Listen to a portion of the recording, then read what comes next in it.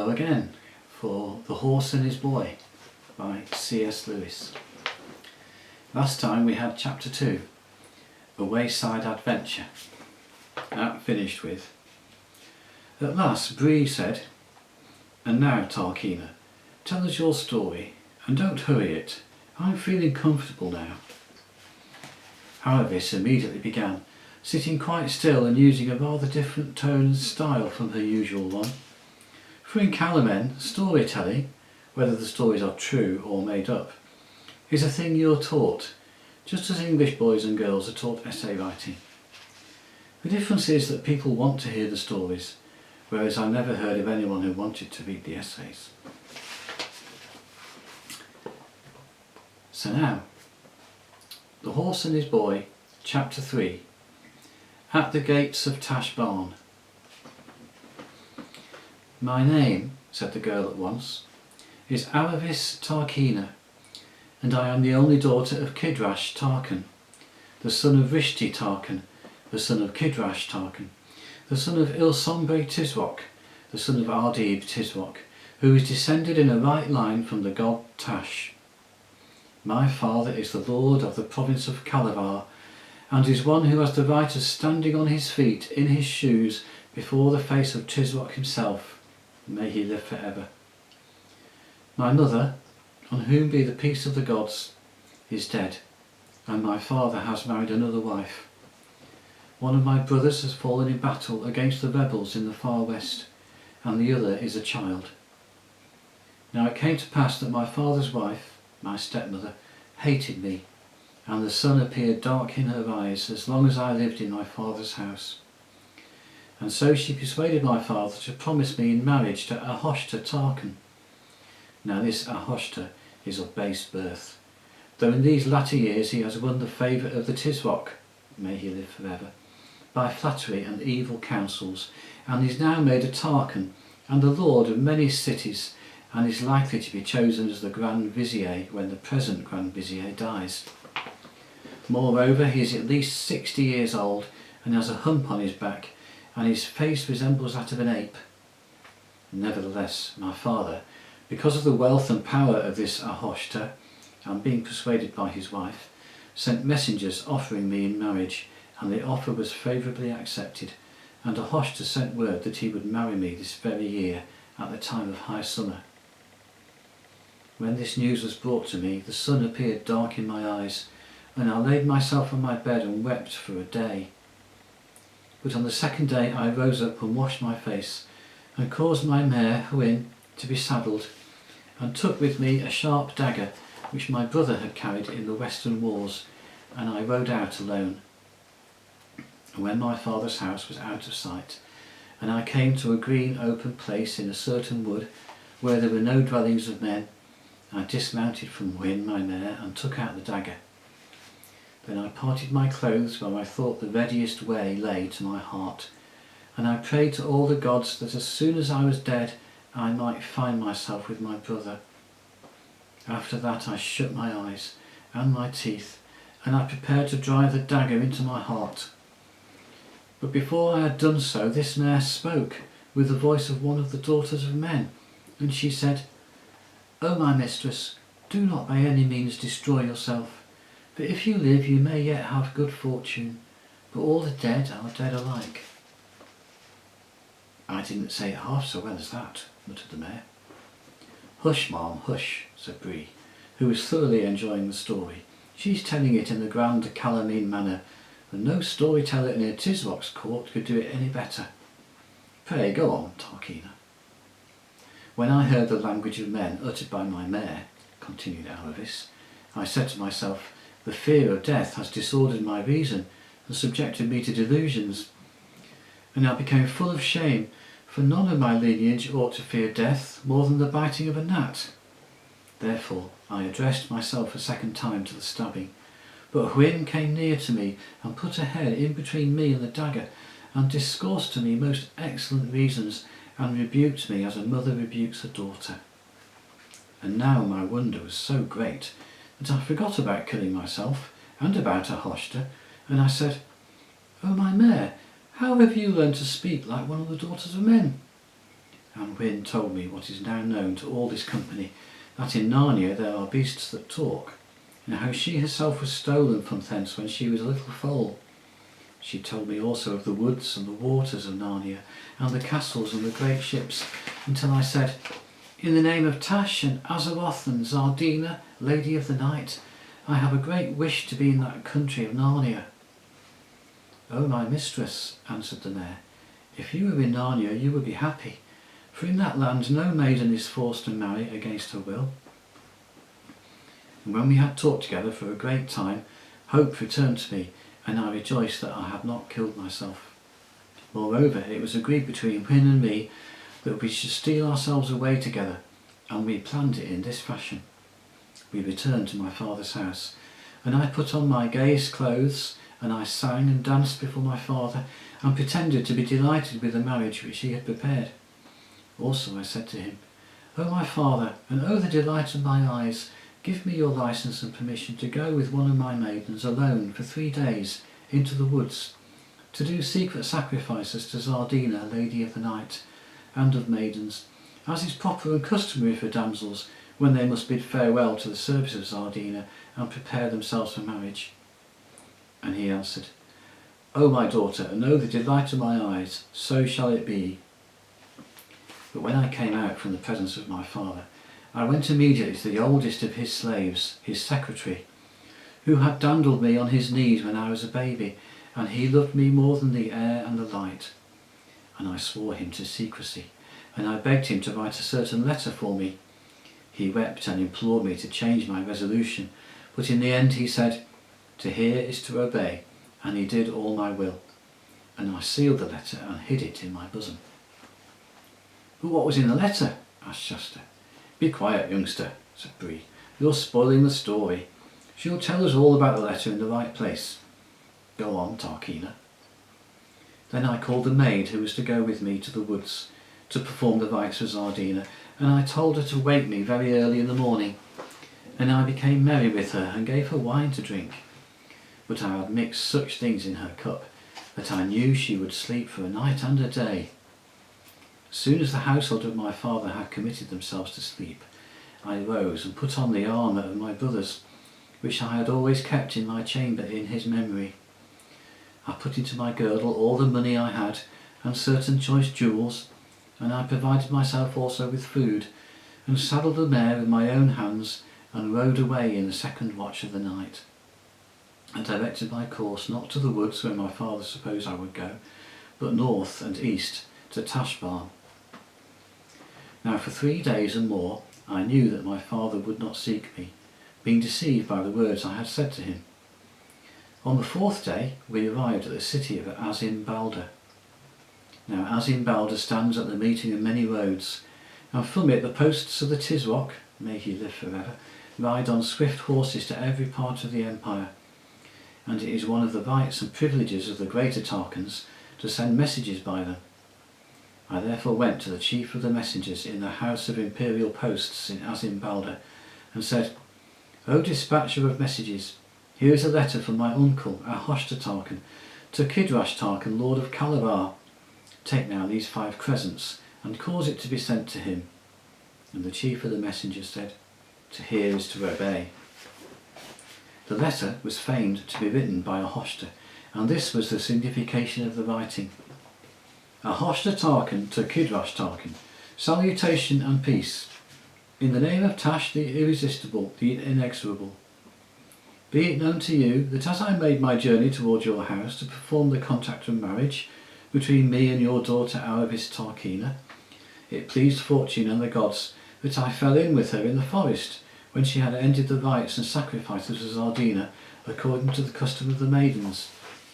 And when I learned who she was, being delighted with her beauty and discretion, I became inflamed with love, and it appeared to me that the sun would be dark to me if I did not marry her at once. Accordingly, I prepared the necessary sacrifices and married your daughter the same hour that I met her, and have returned with her to my own house. And we both pray and charge you to come hither as speedily as you may, that we may be delighted with your face and speech, and also that you may bring with you the dowry of my wife, which by reason of my great charges and expenses I require without delay. and because thou and I are brothers, I assure myself that you will not be angered by the haste of my marriage, which is wholly occasioned by the great love I bear your daughter, and I commit you to the care of all the gods. As soon as I had done this, I rode on in all haste from Asimbalda, fearing no pursuit, and expecting that my father, having received such a letter, would send messages to Ahoshta, or go to him himself, and that before the matter was discovered I would be beyond Tashbaan. And that is the pith of my story, until this very night, when I was chased by lions and met you at the swimming of the salt water. And what happened to the girl, the one you drugged? Asked Shasta. Doubtless she was beaten for sleeping late, said Aravis coolly, but she was a tool and a spy of thy stepmother's. I'm very glad they would beat her. I say, that was hardly fair, said Shasta. I did not do any of these things for the sake of pleasing you, said Aravis. And there's another thing I don't understand about that story, said Shasta. You're not grown up. I don't believe you're any older than I am. I don't believe you're as old. How could you be getting married at your age? Aravis said nothing, but Bree at once said, Shasta, don't display your ignorance. They're always married at that age in the great Tarkan families. Shasta turned very red, though it was hardly light enough for the others to see, and he felt snubbed. Aravis asked Bree for his story. Bree told it, and Shasta thought that he put in a great deal more than he needed about the falls and the bad riding. Bree obviously thought it was very funny, but Aravis did not laugh. When Bree had finished, they all went to sleep. Next day, all four of them, 2 horses and 2 humans, continued their journey together. Shasta thought it had been much more pleasant when he and Bree were on their own. For now it was Bree and Aravis who did nearly all the talking. Bree had lived a long time in Calamin, and had always been among Tarkans and Tarkans' horses, and so of course he knew a great many of the same people and places that Aravis knew. She would always be saying things like, "But if you were at the fight with Zulindre, you would have seen my cousin Alimash." And Bree would answer, "Oh yes, Alimash. He was only captain of the chariots, you know. I don't quite hold with chariots, or the kind of horses who draw chariots. That's not real cavalry. But he is a worthy nobleman. He filled my nosebag with sugar after the taking of Tebeth." Or else Bree would say, "I was down at the lake of Mesril that summer." And Aravis would say, "Oh, Mesril, I have a friend there, Lassaline Tarkina. What a delightful place it is, those gardens, and the valley of 1,000 perfumes." Bree was not in the least trying to leave Shasta out of things, though Shasta sometimes nearly thought he was. People who know a lot of the same things can hardly help talking about them, and if you're there, you can hardly help feeling left out. Gwyn, the mare, was rather shy before a great warhorse like Bree, and so she said very little, and Aravis never spoke to Shasta at all if she could help it. Soon, however, they had more important things to talk about. They were getting near Tashbaan. There were more and larger villages and more people on the roads. They now did nearly all their travelling by night, and hid as best as they could during the day. And at every halt they argued and argued about what they were to do when they reached Tashbaan. Everyone had been putting off this difficulty, but now it could be put off no longer. During these discussions, Aravis became a very little, less unfriendly to Shasta. One usually gets on better with people when one is making plans than when one is talking about nothing in particular. Bree said the first thing now was to fix a place where they would all promise to meet on the far side of Tashbaan if by ill luck they got separated in the city. He said the best place would be the tombs of the ancient kings on the very edge of the desert. Things like great stone beehives, he said. You can't possibly miss them. And the best of it is that none of the Calamines will go near them, because they think the place is haunted by ghouls, and they're afraid of it. Aravis asked if it wasn't really haunted by ghouls, but Bree said he was a free Narnian horse, and he didn't believe in these Calamine tales. And then Shasta said he wasn't a Calamine either, and he didn't care a straw about these old stories of ghouls. This wasn't quite true, but it rather impressed Aravis, though at the moment it annoyed her too. and of course she said she didn't mind any number of ghouls either. So it was settled that the tombs should be their assembly place on the other side of Tashbaan, and everyone felt they were getting on very well, until Wynne humbly pointed out that the real problem was not where they should go when they had got through Tashbaan, but how they were to get through it. "We'll settle that tomorrow, Ma'am," said Bree. "Time for a little sleep now." But it wasn't easy to settle. Aravis's first suggestion was that they should swim across the river below the city during the night and not go into Tashbaan at all. But Bree had two reasons against this. One was that the river mouth was very wide, and it would be far too long a swim for Wynne to do, especially with a rider on her back. He thought it would be too long for himself too, but he didn't say that. The other was that it would be full of shipping, and of course anyone on the deck of a ship who saw two horses swimming past would be almost certain to be inquisitive. Shasta thought they should go upriver, above Tashbaan, and cross it where it was narrower, but Bree explained that there were gardens and pleasure houses on both banks of the river for miles, and that there would be Tarkans and Tarkeenas living in them and riding about the roads and having water parties on the river. In fact, it would be the most likely place in the world for meeting someone who would recognise Aravis, or even himself. "We'll have to have a disguise," said Shasta. Wynne said it looked to her as if the safest thing was to go right through the city itself from gate to gate, because one was less likely to be noticed in a crowd. But she approved of the idea of disguise as well. She said, "Both the humans will have to dress in rags, look like peasants or slaves. All Aravis's armour and our saddles and things must be made into bundles and put on our backs, and the children must pretend to drive us, and people will think we're only pack horses." "My dear Wynne," said Aravis rather scornfully, "as if anyone could mistake Bree for anything but a war horse, however you disguised him." "I should think not, indeed," said Bree, snorting and letting his ears go ever so little back. "I know it's not a very good plan," said Wynne, "but I think it's our only chance. We haven't been groomed for ages. We're not looking quite ourselves. At least I'm sure I'm not. I do think if we get well plastered with mud and go along with our heads down as if we're tired and lazy, and don't lift our hooves hardly at all, we might not be noticed, and our tails ought to be cut shorter, not neatly, you know, but all ragged."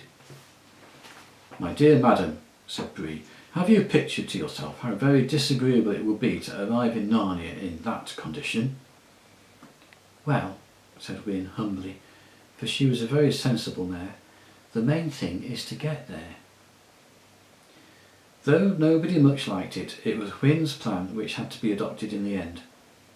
It was a troublesome one and involved a certain amount of what Shasta called stealing and Bree called raiding.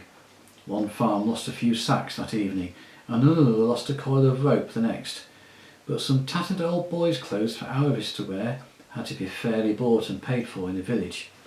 Shasta returned to them in triumph just as evening was closing in. The others were waiting for him among the trees at the foot of a low range of wooded hills which lay right across their path. Everyone was feeling excited because this was the last hill. When they reached the ridge at the top, they would be looking down on Tashbaan. "I do wish we were safely past it," muttered Shasta to Wynne.